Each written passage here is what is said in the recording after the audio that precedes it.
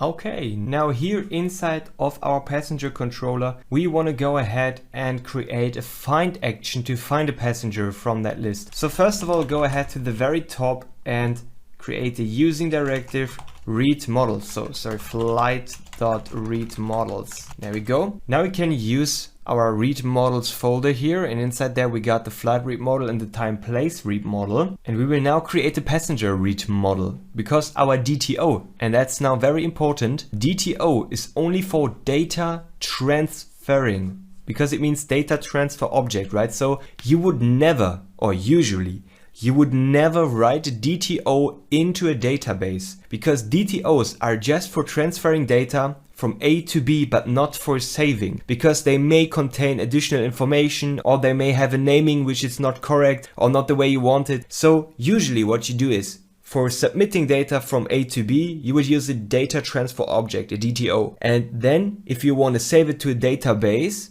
you can use a clean model, let's call it read model here, which is exactly looking like you want to save it into the database.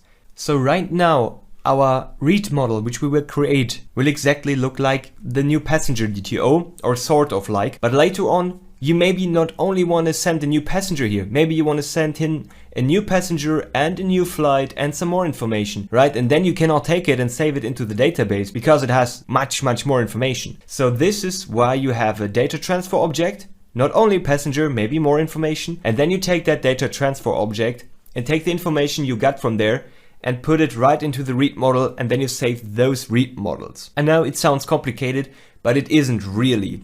Let's move on now. Inside of our read models folder, right click, add a new C# class. We will again make this a record, and we will call it passenger RM, passenger read model. Now make this a record. Again, remove the curly braces, we don't need it for a record. Add the default parameter braces. String email, string, oh sorry, there should be a comma, not a dot. There we go. String email, string first name, string last name, and bool gender.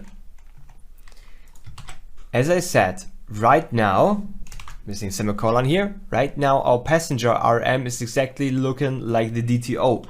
But later on, once you develop maybe a different application, it will maybe not be in that case because you're submitting more information, for example. So not only a passenger, maybe there is some additional information, and then your DTO is not matching the structure of your database model. Great.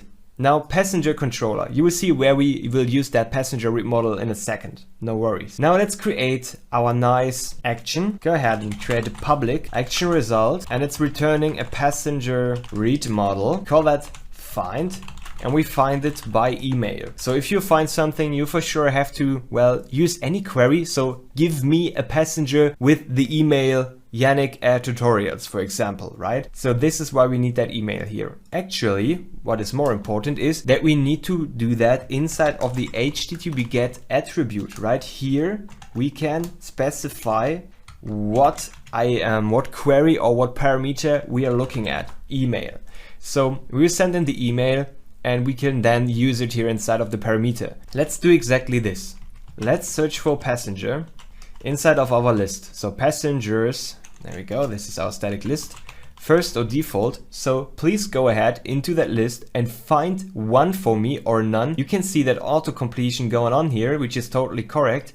You can go ahead and press tab, and then it automatically folds out that statement or expression. We can change X, for example, to P for passenger, and that would go find that passenger in the passengers list, or find any passenger in that list.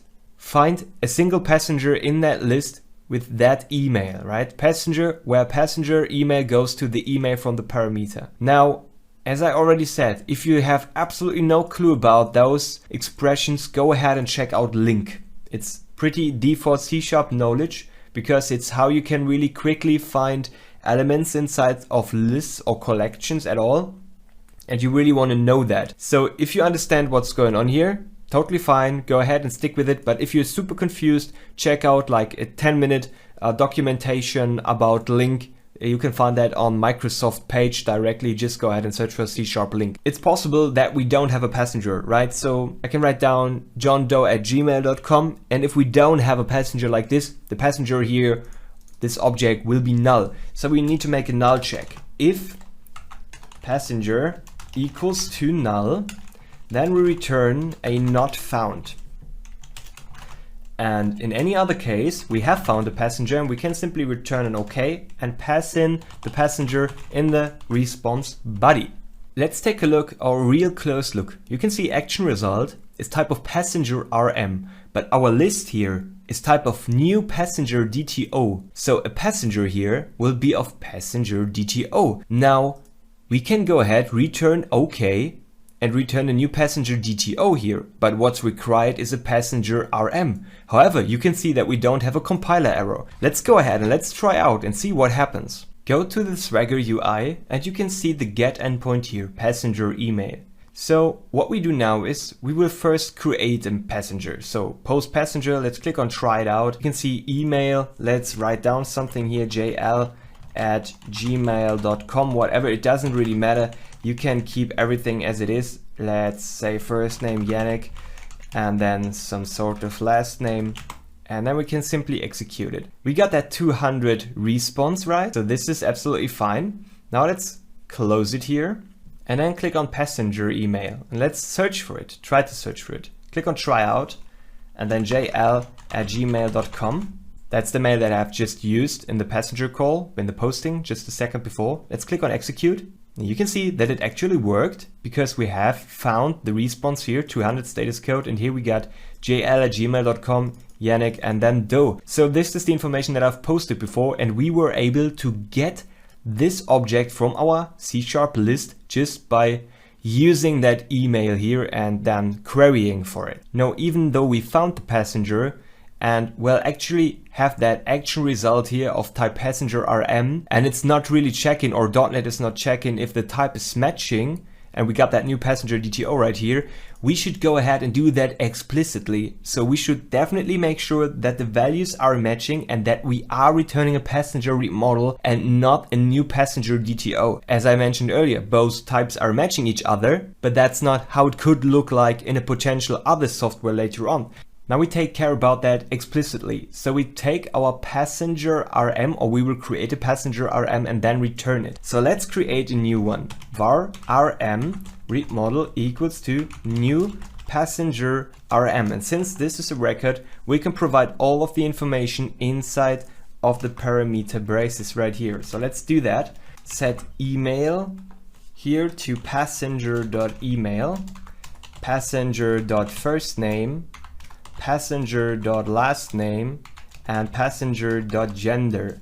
So now we have created that read model. So since this is a record, we can do that inside of the parameter braces here, or brackets, and can just pass in the values right here. So hold the cursor above it, you can see it, string, email, first name, last name, and the values are whatever the passenger is. And the passenger is the DTO, and we will create a read model from it. So we will create a read model from the values of the DTO that we have received from our list. Now, instead of returning the passenger, we will now return the read model, and now everything is matching each other. So we got that action result, and it's, well, returning a passenger read model, and now we return OK and send in a passenger read model. So we now have that really matching. So pay attention on that.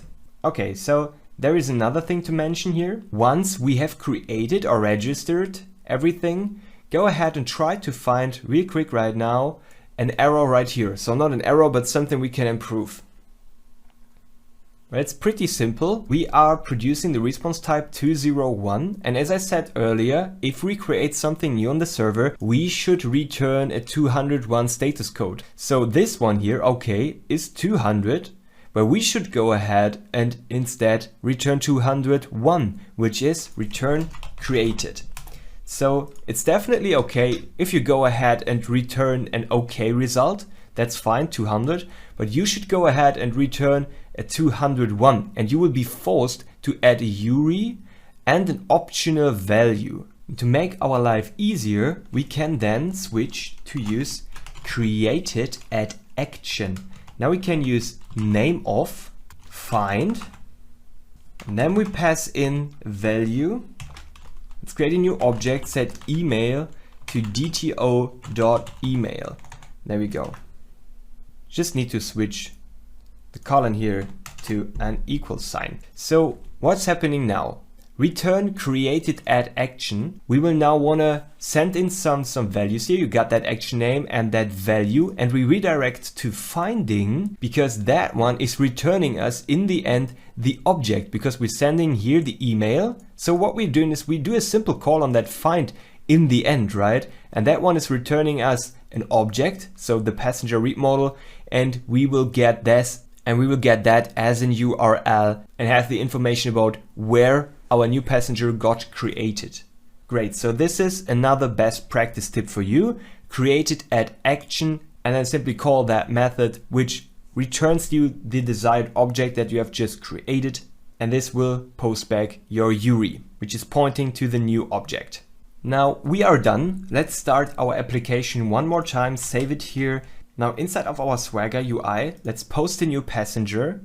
Simply click on try out, enter some values. I will keep it exactly like this because we're only looking at the return type or the status code. So click on execute. You can see we got 201, which is actually our correct status code. And we got in the response body the email that we can use to get the data. So you can see here in the location, in the header, it's pointing to passenger find. So we can go to passenger find and use that email provided right here, which is just a string, but that's just because I let it down here or let it be default value string, right? So, and then we can use this endpoint find that value here to find the new created object. And this is what created add action is doing. Very nice. Now, as you can see, we used the OK result before and that was pretty easy and it still worked. But you know, there are some sort of RFC standards that I got right here, which are providing really detailed information about how your RESTful API endpoints should look like and what they should return. So, and we want to be professionals, right? And so we should really pay some time on building the RESTful API endpoints really regarding to a very specific pattern to work in the most professional way. Great, so now we have come to the end of day 9. Again, it was a day full of new learnings probably for you, and I'm very excited to see you back again tomorrow.